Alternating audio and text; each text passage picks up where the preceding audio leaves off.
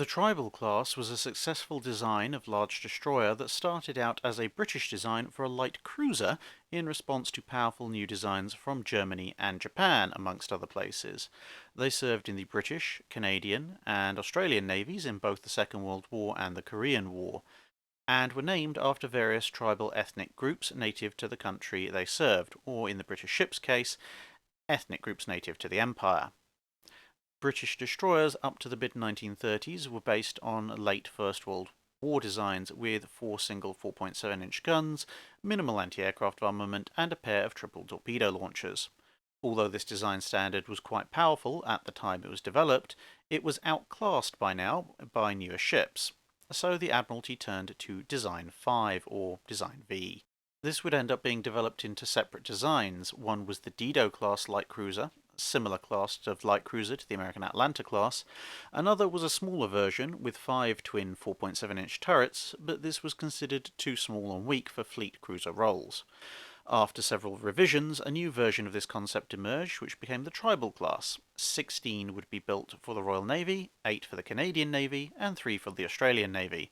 More were ordered in each case, but the start of the Second World War meant that a number were cancelled in favour of other ships, since the large and expensive design was slower to build than some other destroyer types.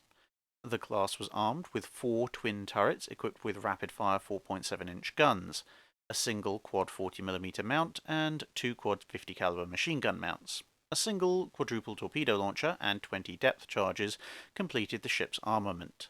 The main battery was also theoretically capable of firing in an anti-aircraft role. However, there was a limitation to this loadout.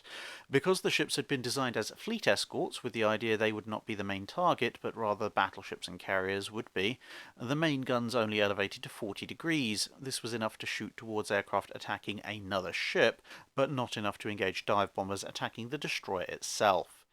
In a fleet, this was less of a problem as other ships could help out, but in the war these destroyers were often forced to operate alone or in small groups, where this sort of mutually supporting fire was not readily available.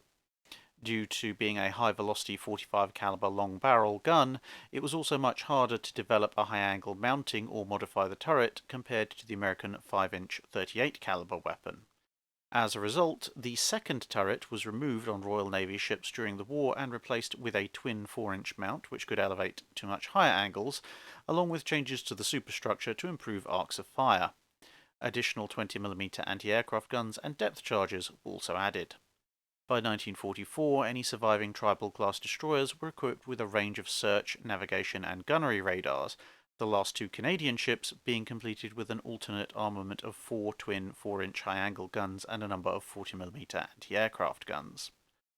After the war, the Royal Navy ships were retired by the 1950s, some of the Canadian ships were refitted with a variety of new weapons and would serve into the 1960s, and the Australian ships had the rear turret removed and replaced by additional anti-submarine weapons, but all of these were retired by the end of the 1950s.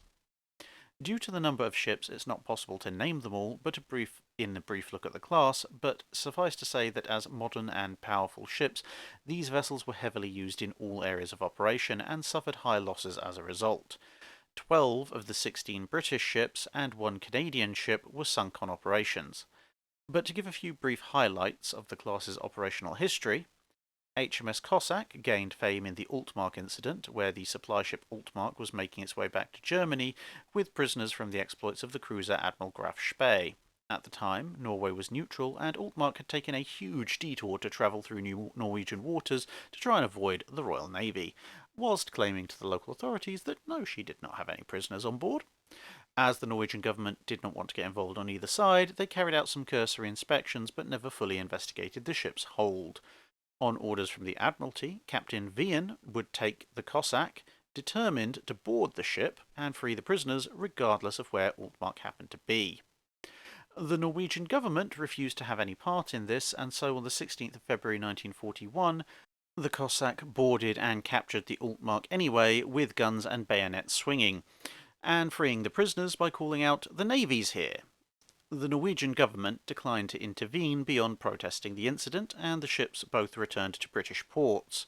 The Cossack went on to take part in the Second Battle of Narvik and the pursuit of the Bismarck, before being torpedoed and sunk by a U-boat whilst escorting a convoy. HMS Eskimo, would serve throughout the war and survived, but her main claim to fame was taking a torpedo hit from a German destroyer during the Second Battle of Narvik. She didn't sink, but had her entire front blown off from the second turret forward. Amazed by the fact that she didn't sink, the rest of the Royal Navy forces present towed her backwards across the North Sea, had a new front attached, and she would fight on for the rest of the war. HMS Punjabi was also present at this battle, and after a number of other actions, found herself escorting Arctic convoys in April 1942. In heavy fog, a lookout thought he saw a mine, and the ship swerved, which took it into the path of the battleship King George V, which cut the destroyer in two. Most of the crew were saved, but 49 of them died when the depth charges on the rapidly sinking stern section blew up.